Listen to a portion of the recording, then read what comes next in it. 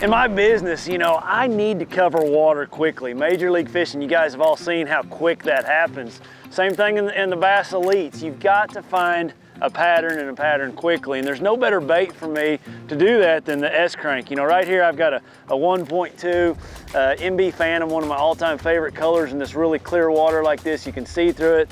It really represents the bait fish that these fish up north eat well. But this bait right here, you know, I can bring it through grass, I can bring it around logs and rocks. It has a really good deflection ability to trigger those bites, and I can cover a lot of water in a short amount of time.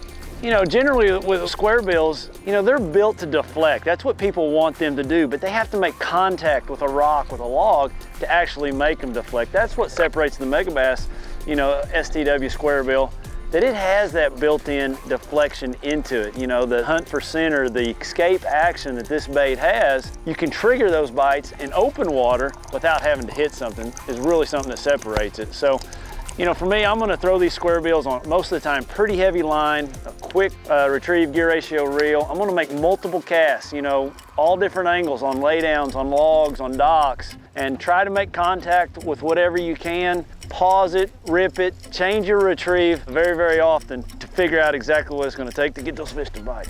Basically in square bill fishing, you know, it's gonna be a bait that you're gonna wanna have tied on in a couple different situations. You know, spring, summer, fall, when the fish are relatively shallow, you know, 5 feet or less. You know, we're talking about the water temperature being in the upper 50s, you know, all the way through the summer on into the fall. Color-wise, you got a couple choices there. You know, bass are either gonna be eating, you know, crawdads, they're gonna be eating shad, they're gonna be eating bluegills. So, you know, you need to choose your color to maybe that time of year. You know, I kind of break that down. Spring, I think a lot of bass tend to focus on crayfish.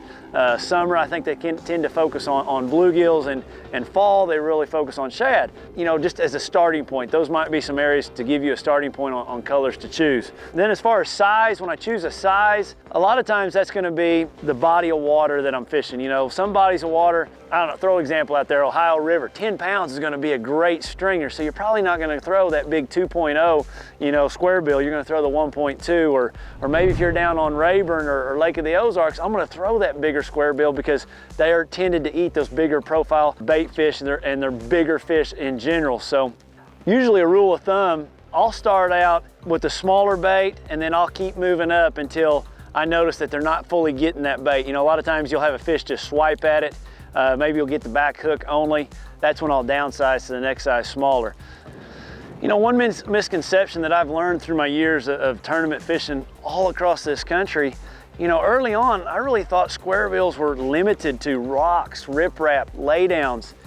And then we go to Florida, a complete grass lake, and you see a guy win on a square bill, or you come up here up north over these big grass flats. You really think about it, those bass don't see square bills in those situations. Everybody's throwing a spinnerbait or a jerkbait over that thing. That's a great time to try a square bill. Speed to me is a real critical aspect. You know, I don't care how fast you reel, you'll never be able to reel a bait away from a bass. And so many times, if I'm not getting bit, I'm usually gonna go the other direction. I'm gonna speed that bait up. I think that's a real key deal. So many people think they need to slow it down, but in reality, you need to try to be making that bait escape away from that predator that's after it.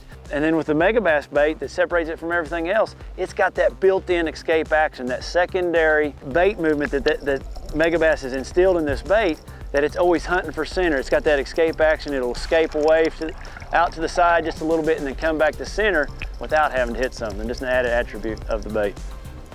It's a bait you got to have tied on, you know, spring, summer, and fall. There's always going to be a time that it's going to come into play no matter where you're at.